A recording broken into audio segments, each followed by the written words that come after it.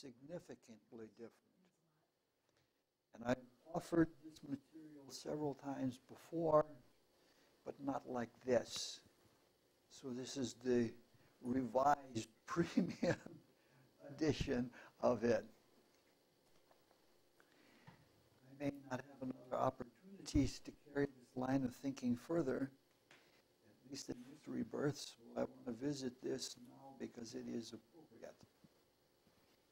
Now there are only 3.5 pages of notes, so this could be over very quickly, and it's by intention.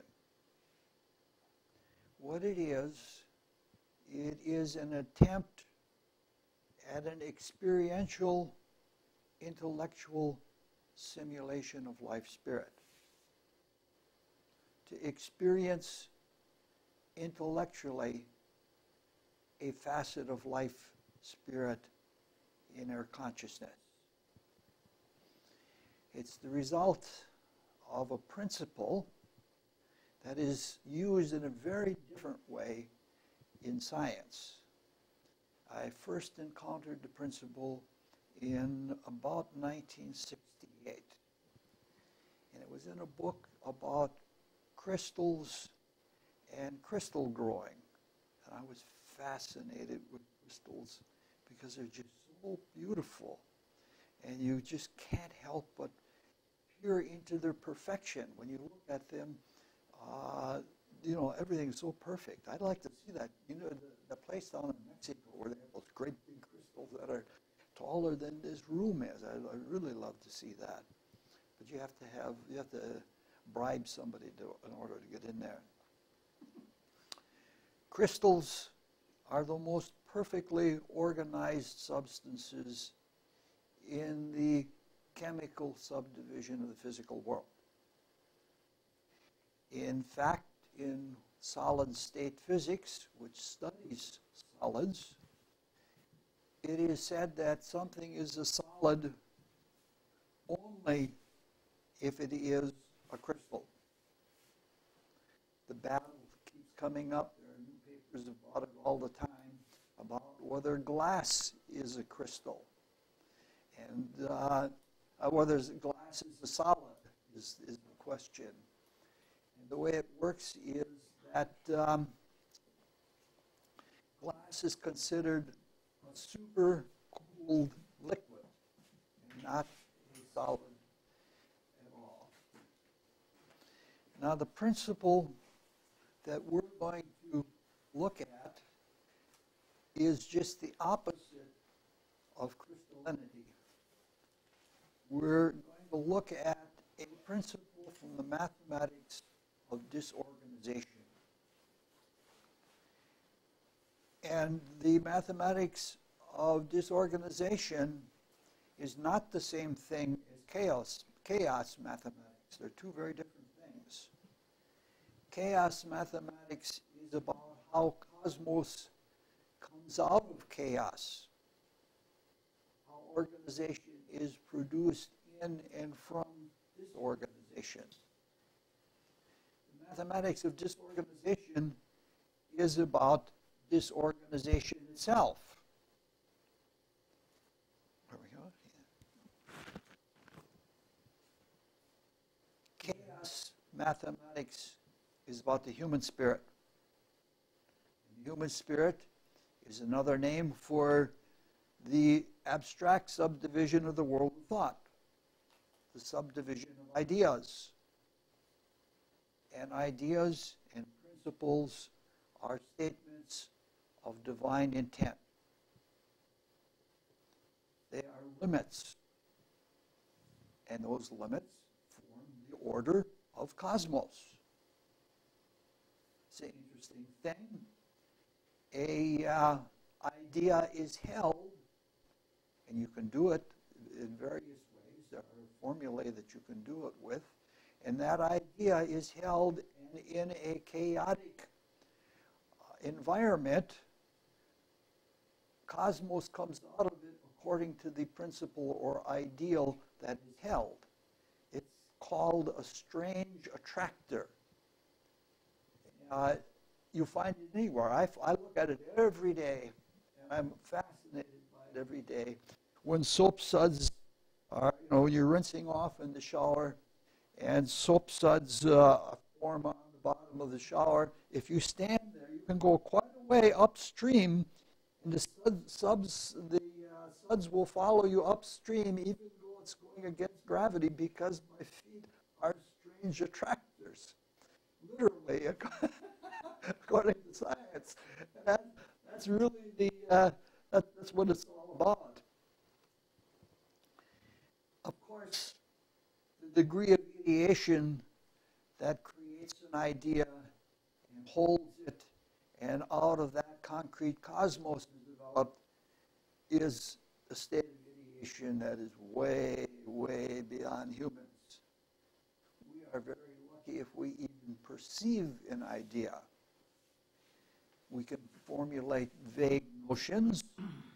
We can perceive ideas in the cosmos around us, but we can even manipulate ideas sometimes, as we do like with mathematical formulae. But it takes very, very lofty consciousness to create an idea, and its opposite, which is created at the same time. As stated, we're going to look at the principle from the mathematics of disorganization. As I understand it, it is the central and most important principle of disorganization, but I can't state that as a fact because I don't know enough about the mathematics of disorganization. We're going to address this as a principle, which means we're going to be looking at the life spirit from human spirit. And when you look at a greater from a lesser, a lot is going to be missing. The life spirit, you just can't talk life spirit directly. But this idea, better than any other in a mathematical sense, reflects the nature of life spirit. Now, when I say these things, if a person is at all a thoughtful person, a question arises. And some people become quite indignant about it. And they say, are you associating life spirit, the home of the Christ, with disorganization? And the answer to that is yes. A very clear yes. If people get upset, they say, isn't that absurd? Or isn't that blasphemous? And the answer to that is a clear no. As long as we remember that we're dealing with only a partial or limited analogy for life spirit. Reality is much greater, and it has infinite dimensionality, perhaps dimensionality that can't totally be understood. Now, the word chaos was developed, or is a Babylonian word. And the Babylonians considered chaos holy. It was a very sacred state in that it was the origin of cosmos. Now, disorganization or chaos have the potentiality of cosmos within. But it is disorganization or chaos that is the source of creation. Cosmos does not have chaos within it, but chaos has cosmos within it. And we see that all around us. Cosmos can only last so long before the words that are normally used, before it reverts to chaos. In physics, it is what the second law of thermodynamics is all about. Second law of thermodynamics says all work is accomplished by going from a state of higher energy and organization to a state of lower energy and organization. They call chaos entropy. And that we take advantage of energy going from a higher state to a lower state in all of everything that we do. Whether we're using solar engineering or whether we're burning gas in our furnace or whatever, that's what we do.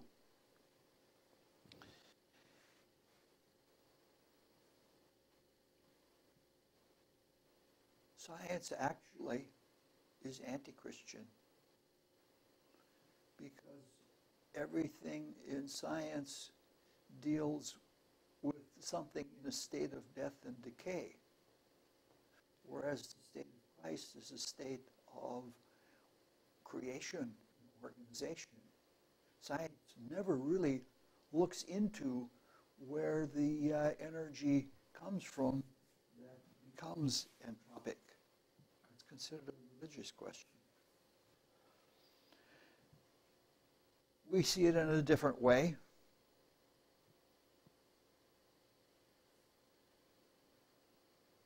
It's a generalization, but it's likely a true generalization that almost all human beings want unconditional love.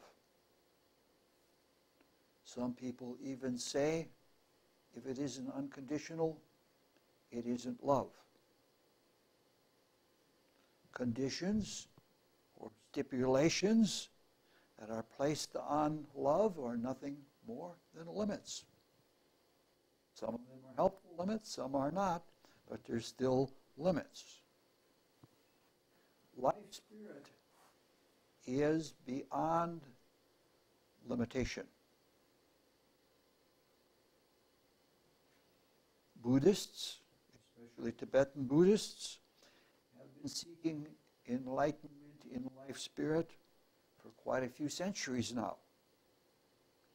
Some have been successful, and they say that one isn't really conscious until one reaches life spirit.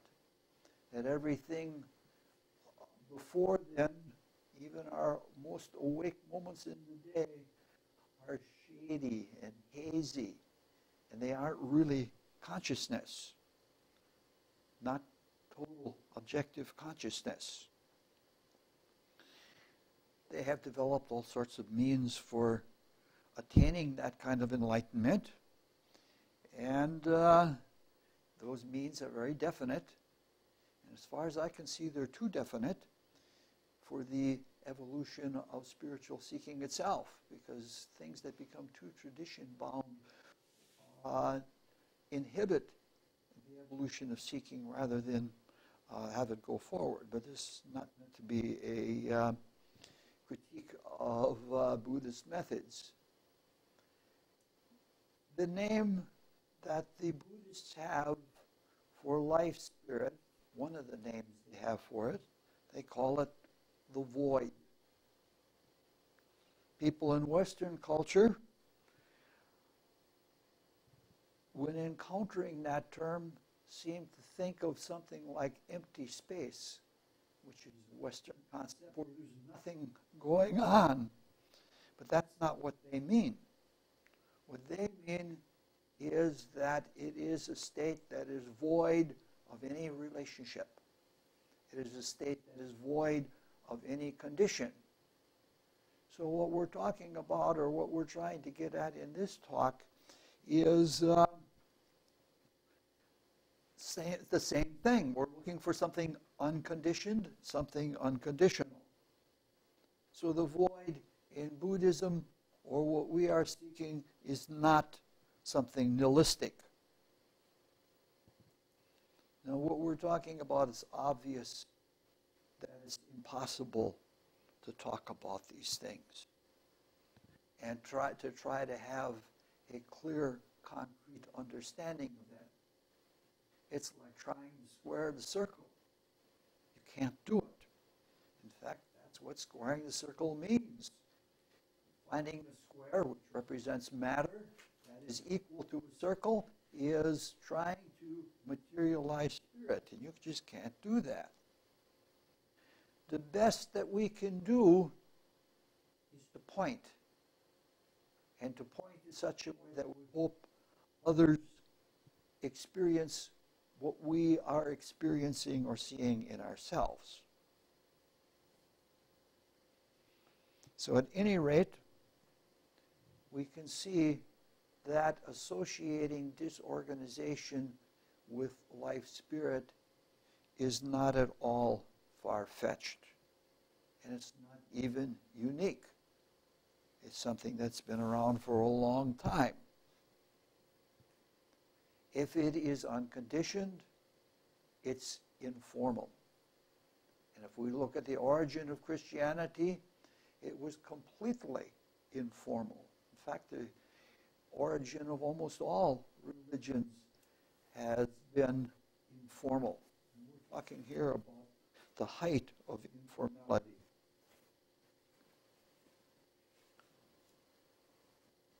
Now, the principle that we're going to talk about can be stated very simply. This is it. While there are potentially infinite forms of organization, there is only one disorganization. While there are potentially infinite forms of organization, there is only one disorganization. Now, at first, this seems really counterintuitive. It seems like there's all kinds of states of disorganization, and none of them is like any of the others. But if we stop and take thought, isn't that what disorganization is all about? If states of disorganization were similar, they would be like each other, and that would be a state of organization. So we're going to try and understand this principle and experience it in our consciousness in a little way, as we're going to try to understand it as a simulation of life spirit. Since this is a talk out of a series called Christ and the Life Spirit, we will reference that topic in the ordinary sense of Christ and Christianity intermittently along the way. But for now, what we're trying to get at is, while there are infinite forms of organization, there is only one disorganization. Now, if we proceed inward, which we should do every day, from our normal focus in the outer world, our normal focus in the outer world, where everything is separate and different and bounded, and we go inward, the more inward that we are, we find the more unity that there is. This is something that's not unique to us. All mystics have done that. All of them that have turned inward have found that the further in they go into their own being, the more unity they find. When we began this endless series of talks, it was said that life spirit is the first of the realms of pure spirit, with no conditioning. It's another way of saying unlimited or unconditioned. And we've just seen that the world of human spirit, in it are universal ideas or principles. They are true every when, and they are true everywhere. But they have a degree of separation and a degree of conditioning, so they are not pure spirit. This is known if you study mathematics and logic. It is called the incompleteness theorem. It was developed by a logician, a mathematical logician called Gödel, who was a friend of Einstein. And the incompleteness theory shows by logic, every step of the way, symbolic logic, shows that if a system of thought is completely logically consistent, there's truth outside of it. That is to say, once you produce a consistent logical system, you had to have sacrificed totality in order to do it. And when we're talking about truth that is beyond any logical system, we're talking about life spirit. We're talking about the realm of pure spirit. Now, this mathematical principle of disorganization that we're using fits life spirit very well as an analog. There's another thing about this principle, as far as we've taken it, which is also counterintuitive. But in its counterintuitive, it's also awakening.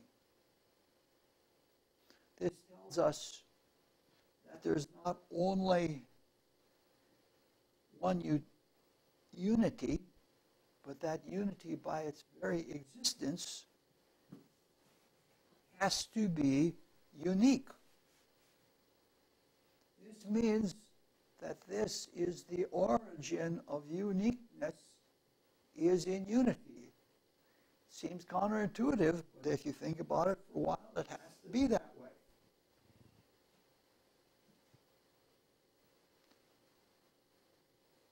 We have an apparent illusion, and we think that something is unique if it's a little different from something else.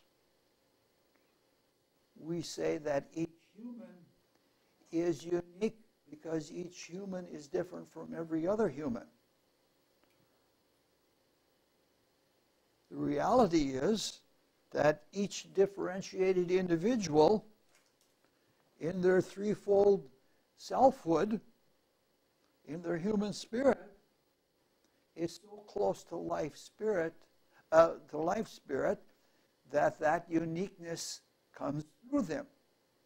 Even if we look at the differences in the physical world around us, and we say that this chair is unique compared to all of the others because it's got that wiring on the top, the only reason we note the uniqueness in that sense is because we realize that it is lacking in the common unity.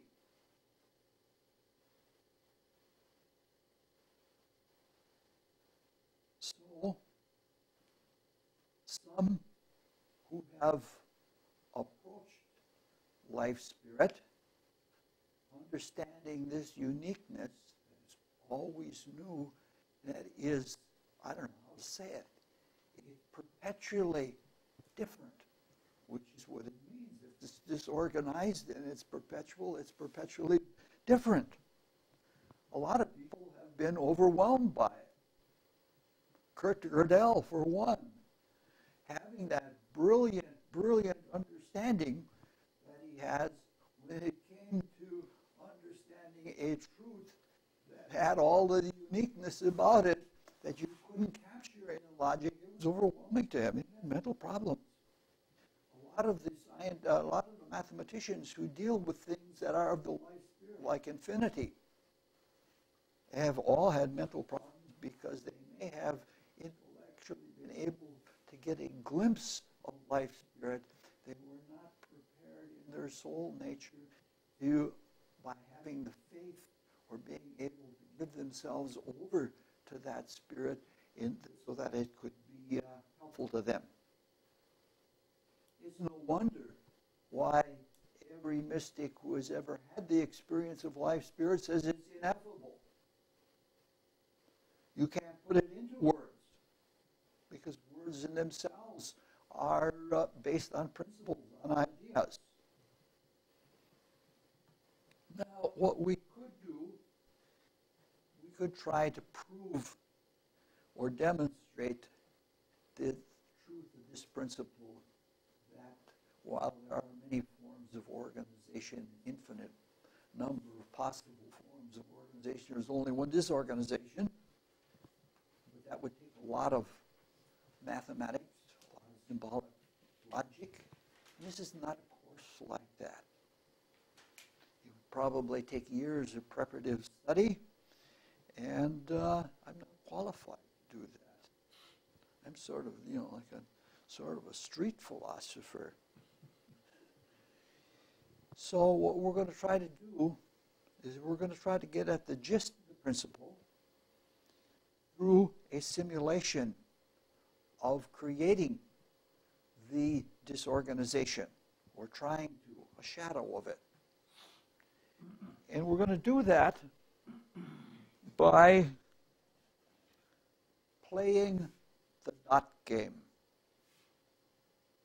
We're going to play a game for the rest of the night.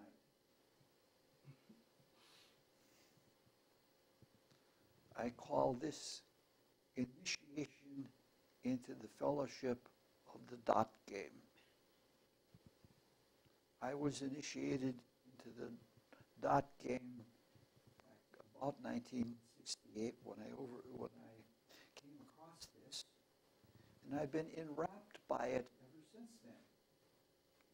You might even say that I am a prisoner to it. In the same way that St. Paul says, I, Paul, prisoner of Christ. Or if someone says, I am a prisoner of logic. So I'm a prisoner to the dot game. Now, some people that I have offered a invitation to becoming initiated into the dot game, they're nonplussed by it. It doesn't mean anything to them.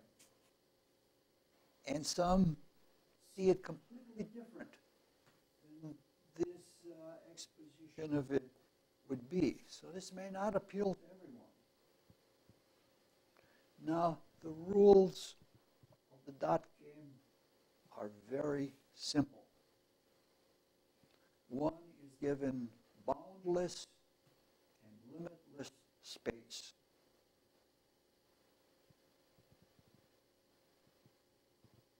Some even say that boundless or limitless space is something like the silhouette of life spirit, and that all of creation is carved out of space. This is a spiritual idea that's been around for a long time, and experientially it makes a lot of sense. Now, in that space, one is instructed to define loci, which means we put down dots. But when you put down dots, the second part of the rule is you may not create a pattern. If you put a dot down and you produce a figure that is like any other figure, you've made cosmos there. We're trying to get at chaos. So you start putting down dots. Now, even though we are within boundless space right now at the moment, we get distracted into the things that have become manifest in that space. We don't really have the wherewithal in our consciousness and our creative capacity to define points in space. We're lucky if we are even aware of our own point in space. Very, very lucky. So we can't do that. So what we're going to assume is we're going to assume that the blackboard is boundless space, which means you have to have imagination that goes beyond all of the things that we see. And so what we do is we start defining points.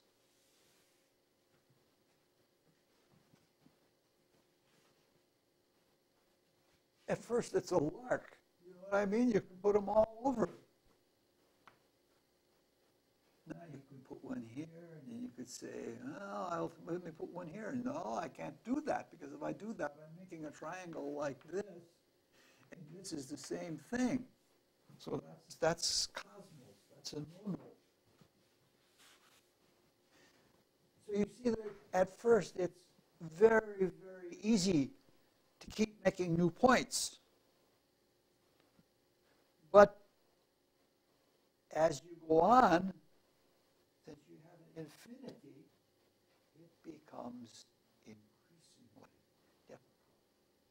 It becomes so hard that it seems insoluble. And what happens if you're doing this, you have to think. You have to observe very carefully, and you have to think, is this a pattern? Is this something I have seen or done before? And when we start doing that, if you sit down with a big sheet of paper and a pencil and start putting down dots, you become very thoughtful, very, very thoughtful, very observant, and hopefully even contemplative. One of the first things that comes to consciousness is a proposition. What is a pattern? And a simple answer to that is that a pattern is a repetition. From this we can see that life spirit is always new. We get a taste of spiritual things if we read the Bible or if we read a spiritual book or something like that. We come to it and it's new every time we look at it. And we say, how did that get in there? And the fact of the matter is that the newness is in the spirit. So we're talking about everything here is fresh. And we see that as long as we're putting down dots, everything is unique.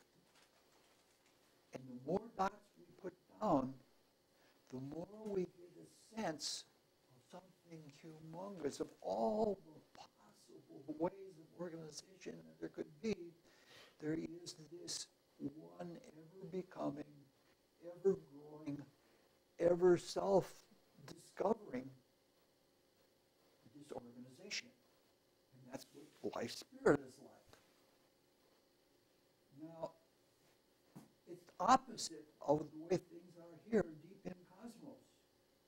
Here, it sometimes takes many, many repetitions to learn something. We make the same dumb mistakes all over again and again. So what we're talking about is something that there is no repetition. There is a self-evidence or a spiritual awakening that is continuous, that it is an ongoing dawning, but it's never repetitive. You can see why people would freak out. Because it's always different. People, we in the material world are very insecure. And we take comfort and we take security in being in things that are always the same. Somebody loves us every day. Without, that's a great comfort. And the whole idea that there is a love that is that perpetually new is sort of frightening. So we're used to seeing things with the eyes of limitation rather than seeing them unlimited. In pure spirit, everything is always different. This is one of those examples, like why in the Bible it says the ways of God are strange to the ways of men. We think things differently. Now, if when we're placing dots, if we look more in the microcosmic rather than the macrocosmic, we know it, just as we just did here where I made this mistake of making a pattern of two triangles. we note that the simplest form that stands out, whether it is unique or whether it is repetitive, is the simplest form, is a triangle. Now we're working in only 2 dimensions, which is about as simple as it can get. So in higher dimensions, it must be much more complex. But we see that in the simplest of all dimensions, which must carry into all of the other more complex dimensions, that the triangle is the simplest of all objectified patterns. Mathematically speaking, it's the least number of points in n dimensions to define an object, a thing, something that is capable of being repeated.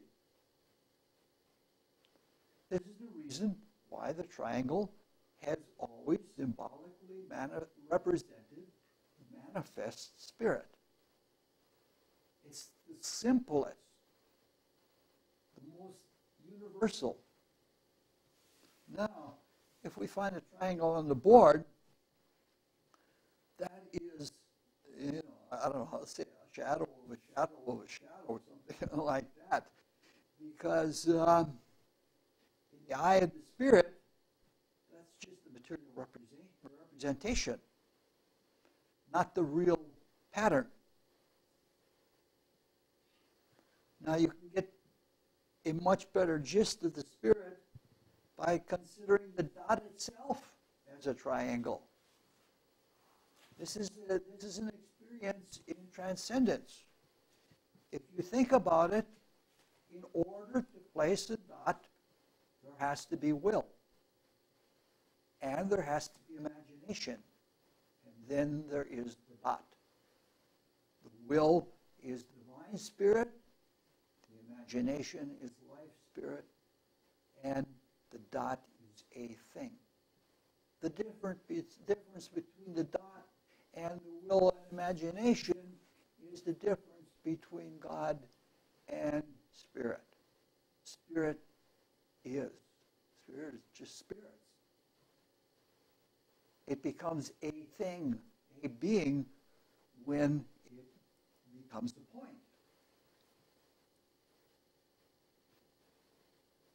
If you think about that, this is the way some people have come to transcendental experience. High transcendental experience is when you're doing anything to watch yourself do it, or to see what in you is impelling yourself to do any simple thing, such as making a dot. Instead of putting your attention in the dot, you're putting your attention in the spirit that is manifesting. And that's a transcendent experience. You can have a very, very deep and profound experience of that. The playing of the dot game, if you play it and spend a lot of time at it, it's a mild exercise in transcendence. When we're preparing to place each successive dot, we're awakened and we become more acutely awake. Our consciousness becomes lively. And it's no wonder that the life spirit is filled with life. If it's creating in this way, it has to be live. And it's in the character of Christ and of the life spirit to be giving for the sake of the other. In seeing all these potential patterns and not being them and staying alive because of it and staying disorganized because of it, it is living in and for the other. So in this sense, life spirit is perpetually alive because it is perpetually giving by not giving. It doesn't really go into the thing. It doesn't make the point.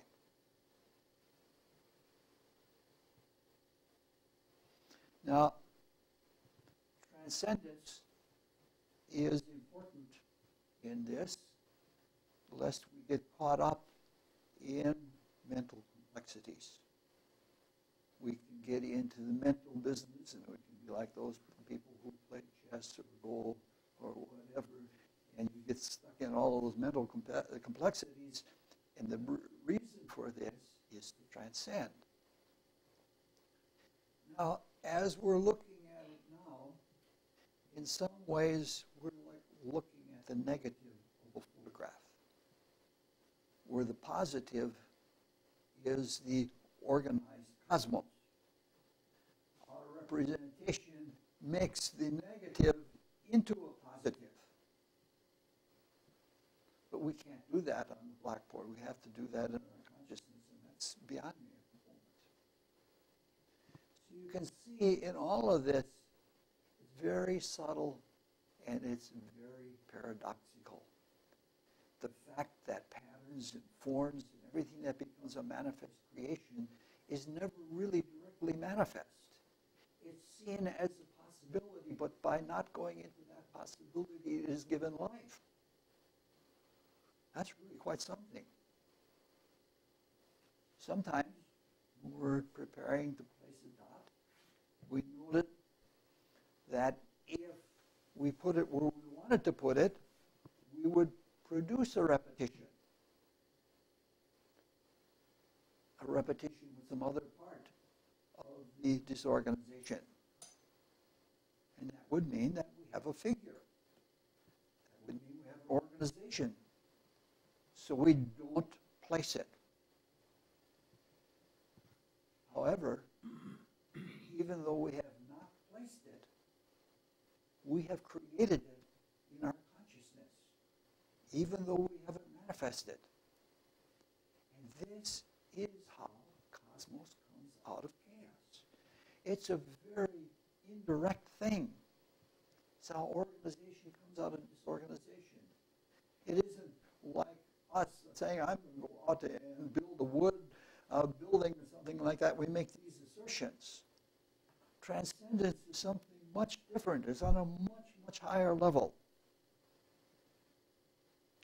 So each time we put down another dot, I suppose we could have like one of those chess blocks that you have to put a new dot down every so much time. Each time we go to put down a dot, we have to review everything that we've done before so that we don't, again, produce a repeat pattern. And that is how everything in existence is renewed by life spirit. Life spirit is like playing the dot game, only not as a dot game, but it is doing that. It gives by not giving. I don't know how to say it in any other way.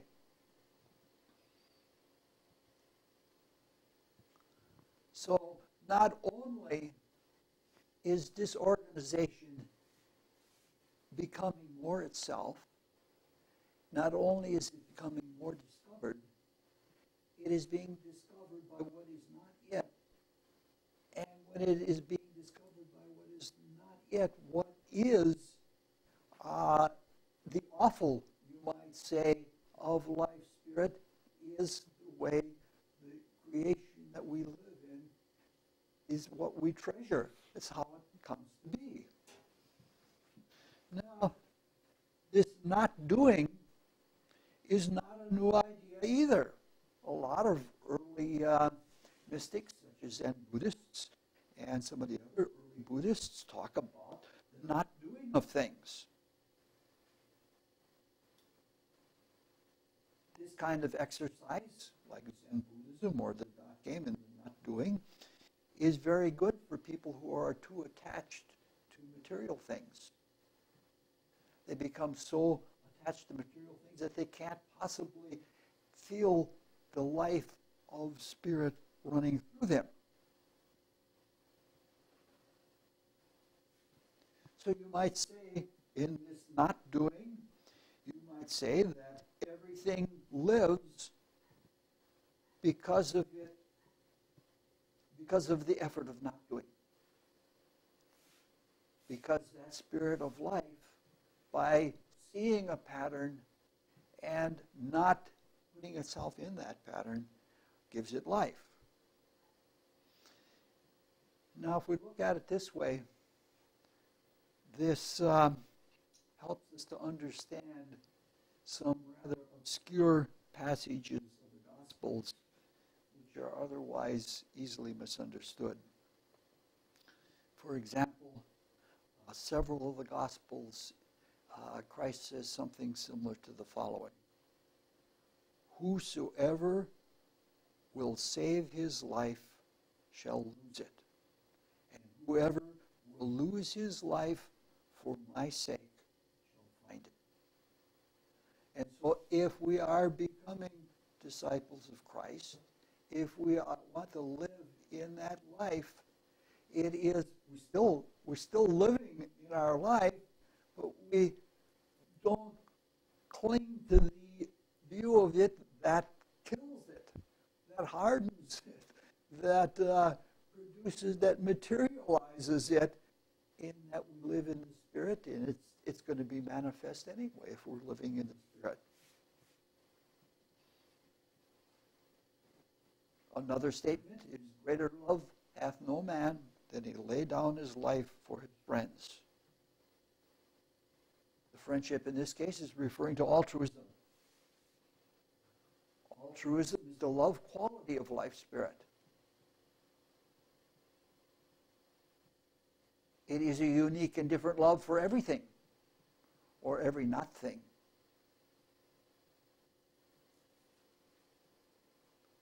We know that, we sense it. We do anything for the sake of friendship.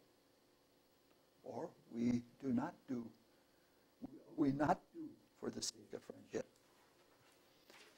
Now, at this point, we could do several things. We could put down a whole bunch of dots, and we could see how different patterns work their way progressively deeper into cosmos.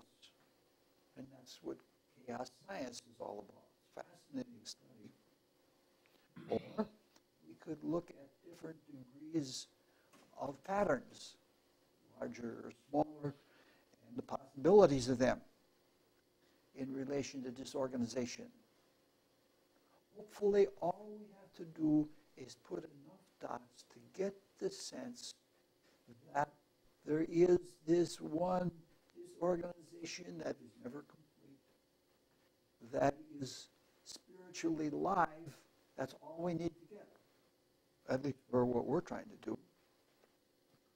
We can look at all sorts of fascinating manifestations of disorganization. But we're going to do none of these things because it would deprive you of the discovery of this principle for yourself. Over the 40-some years that I have looked at it, discoveries have come all along. And they're not discoveries about the dot game. There are discoveries about the dot game that relate to the nature of spiritual reality. This is something that if you're serious about it, you can get a lot out of it. But if you don't, that's all right too, I guess. So it's been, for me, one of the highest joys in life to play the dot game and to discover all the things along the way that I've discovered about life spirit. And I certainly hope that this is something that each of you can share. You know, it's what life spirit is all about. This altruism is sharing. That we are in that one common spirit. It's a kind of egoism to try to control someone else's experience. It's a kind of egoism to spoil someone else's discovery for themselves. You know, that's not a pleasant thing at all. Nobody likes to be told who done it when you're in chapter 3 or something like that. You want to discover it for yourself. Another reason why I'm going to close quickly is because this is an activity that becomes cloying very quickly. It's like eating something. One little nibble and you're full. So we're just going to close. And when we terminate dot game, the and the uniqueness of life spirit disorganization more unlikely.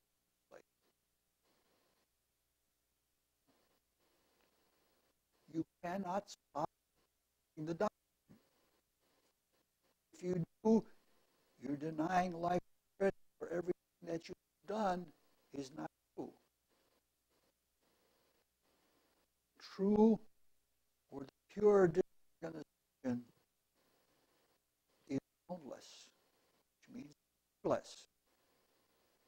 So grasp, not grasp, one attention has to be, it has to be endless.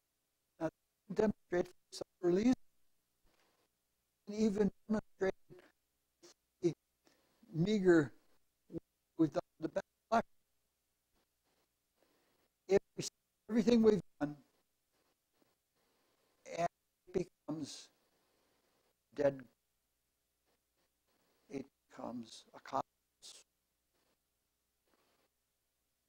What we've done, and we come in here and do the same thing all over. And if we came here and did the same thing all over, it would be a pattern. You can't.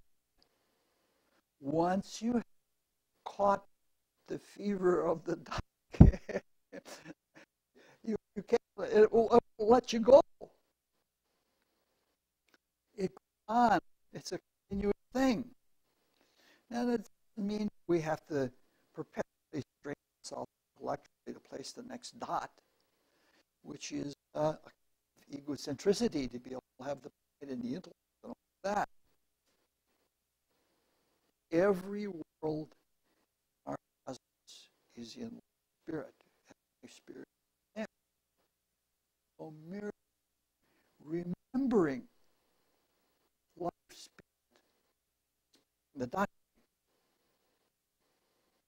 This is again things in a little more experience. Meaning, Christ says, "This do in remembrance of me." Or when the apocalypse, behold, take all things new.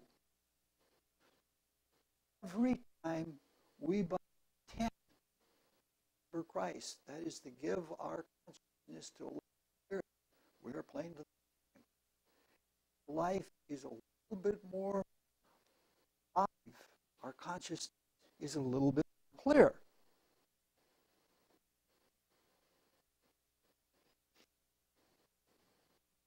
So talk into introduction and an invitation into initiation into the fellowship of the dot game, which must be formal. Now there's a peculiar thing about voluntary conscious acceptance of membership in the fellowship of the game. It's organized. See, what changes your life doesn't even matter. There is no room for egocentricity at the level of this organization. Truly, everything in the cosmos is in the dot. Everything.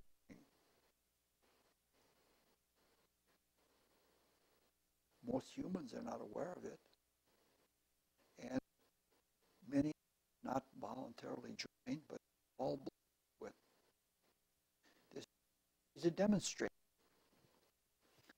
Mentioned earlier, it's a really good thing, the understanding with a sheet of paper and make notes on that paper and really be sincere about it.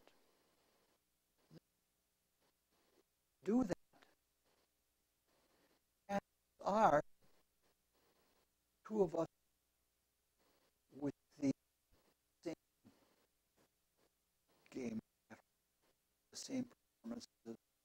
chances of that are very small. But then we have the law of mathematical, which is sort of just a converse of the law of complete disorganization. The law of mathematical certainty is what some people in poker games call the law of odds.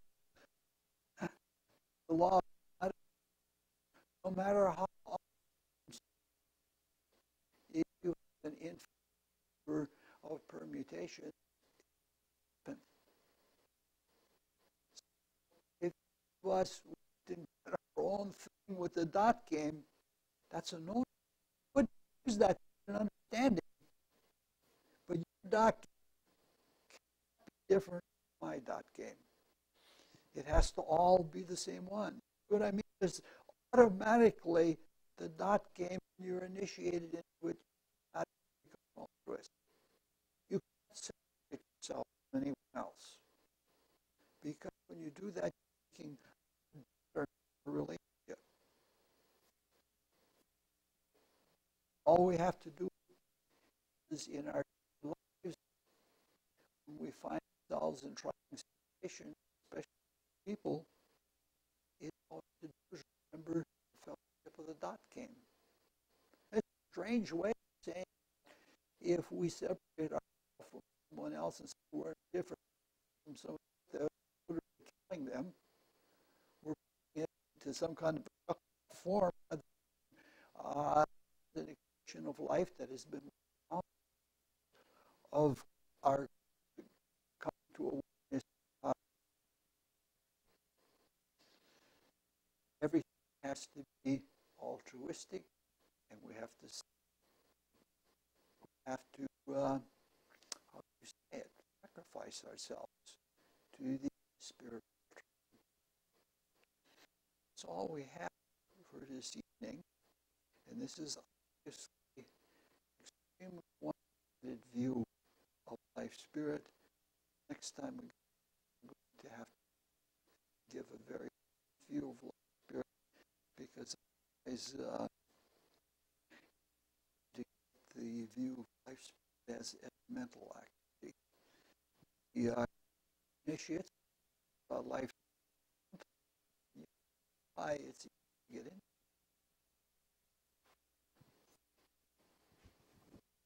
Or not? Well, you said you talked about the second pattern and you made a triangle, but you've already got two triangles on the board. Yeah, but they're different from each other. The thing is, you don't make a duplicate. You make a lot of triangles, but no two of them can be exactly alike. Everything has to be a triangle. Yeah. It goes beyond. No. Once it goes beyond two, it has to be a triangle. It can be a figure with angles in it or whatever. But you're creating a new triangle every time. Yeah. Yeah.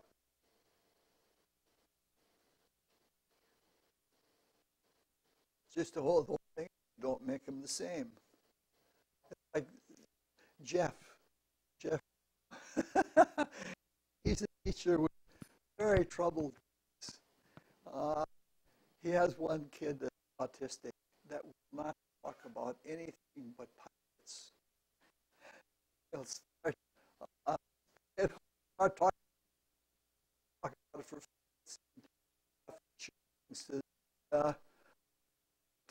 to the day that they're supposed to be learning in the back of the room. Say,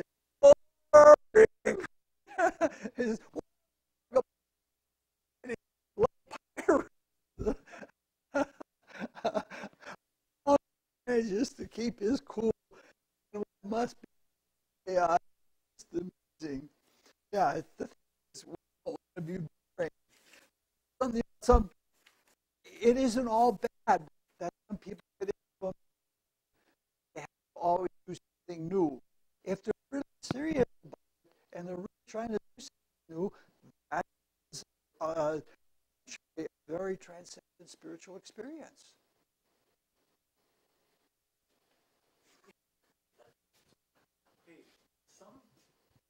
say after two dots, we have a circle. And the circle comes for the triangle. The circle, the circle is a result of the triangle. And it's a result of a third hidden thing. These are points.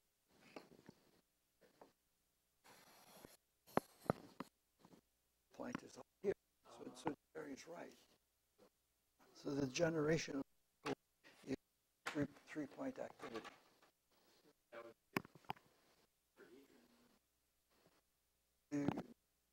The dimension.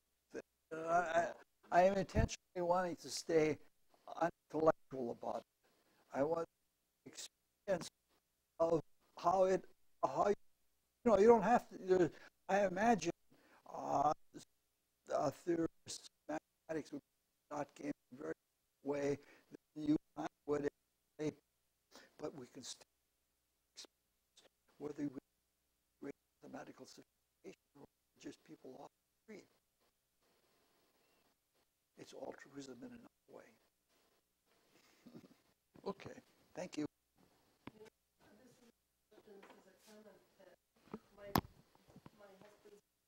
An artist, and he's won all sorts of the Caldecott Award twice, and so he's always creating new art, but he keeps every aspect of his life so regimented. You know, when he opens his mail, when he goes to the publisher, when he and it's this extremely controlled life, except for his art, which is kind of wild. No, it's not. It's perfectly expectable. It's what drama. It's where one extreme begets its opposite, and if you can balance those two extremes, that's the height of health. Psychological health is if you can not become just one way, but you can be one way and balance the opposite of it. In fact, I believe the spiritual life, the material life is temperance. Nothing too much, as it was said by the Greeks. But the spiritual life is balanced extremism. Because the deeper you can carry extremes and balance them out, the greater your creativity is, you know, put it in the physical picture, the